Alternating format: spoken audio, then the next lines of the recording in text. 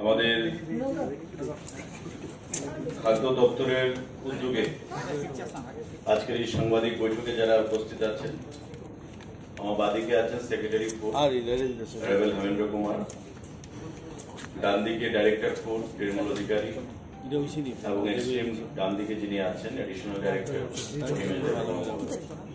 সাংবাদিক বন্ধুরা যারা উপস্থিত আছেন সবাইকে আমি আমার ব্যক্তিগত তরফ থেকে এবং আমার সরকারের তরফ থেকে অনেক অনেক শুভেচ্ছা জানাচ্ছি, নমস্কার জানাচ্ছি, অভিনন্দন জানাচ্ছি।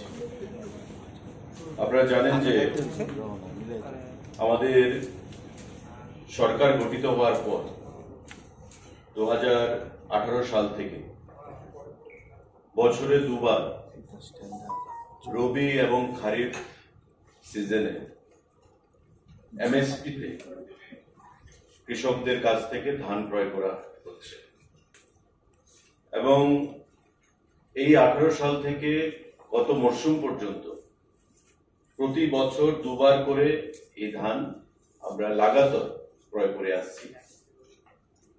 এখন পর্যন্ত টোটাল যে ধান আমরা ক্রয় করেছি রাজ্য সরকারের তরফ থেকে কৃষকদের কাছ থেকে সরাসরি 1,92,052 এমটি।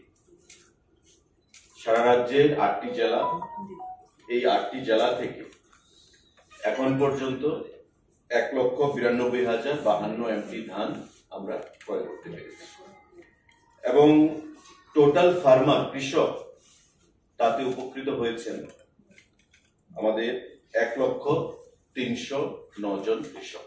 সারা রাজ্যের প্রত্যেকটি জেলা থেকে 1,03,009 জন কৃষক এখন পর্যন্ত তাতে উপকৃত হয়েছে।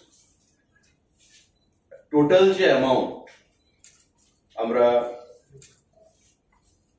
কৃষকদেরকে প্রদান করেছি, অর্থাৎ যে পরিমাণ ধান আমরা ক্রয় করেছি সেই অ্যামাউন্টই আমরা কৃষকদেরকে প্রদান করেছি, সেটা হচ্ছে এখন পর্যন্ত 372 কোটি টাকা। সারা রাজ্যে 1,309 জন কৃষককে 1,92,052 এমটি যে ধান আমরা ক্রয় করেছি তার এগেনস্টে প্রায় 372 কোটি টাকা এই রাজ্যে প্রদান করা হয়েছে।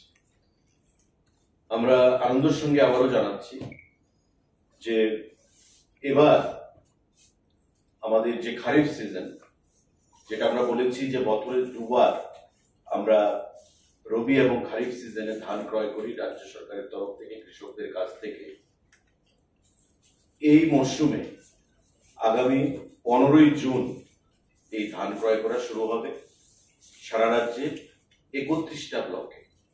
আপনারা জানেন সাংবাদিক বন্ধুরা, আমাদের সারা রাজ্যে 58টা ব্লক রয়েছে এবং আমরা গতবার মহকুমা ভিত্তিক করেছিলাম। গতবার পর্যন্ত আমরা বলেছিলাম যে এবার থেকে কৃষকদের ট্রান্সপোর্টেশন কস্ট যেন আরো কম হয়, তার জন্য আমরা ব্লক ভিত্তিক করব।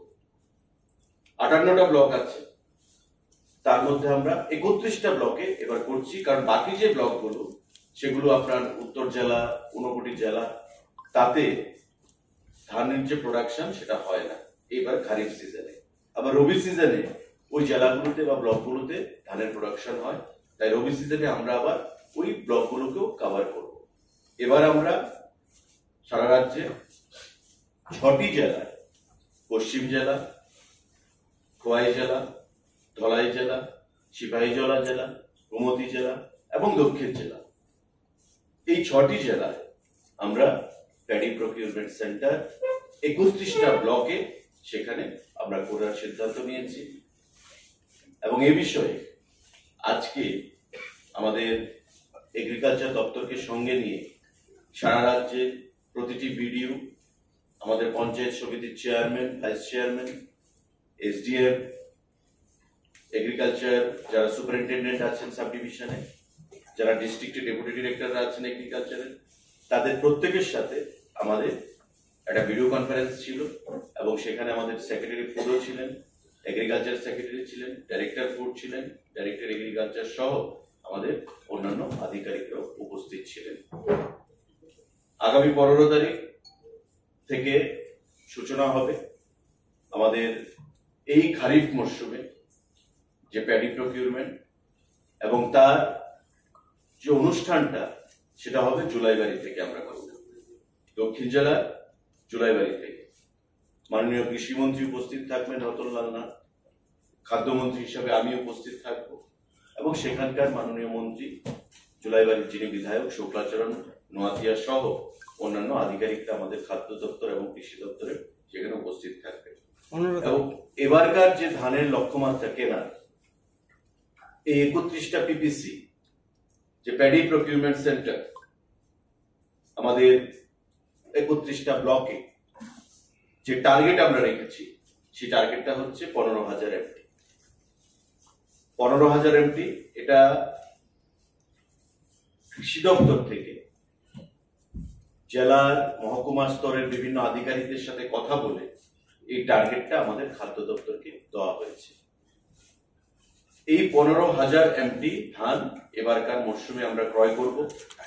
15 তারিখ জুলাইবাড়িতে তার শুভ সূচনা হবে, এবং আগামী জুলাই মাসে 15 তারিখের মধ্যে সারা রাজ্যে 6টি জেলাতে, আমাদের এই দুটো জেলা বাদ যাবে, ঊনকোটি এবং উত্তর জেলা, 6টি জেলাতে আমাদের 31টা সেন্টারে এই ধানগুলো ক্রয় করা হবে।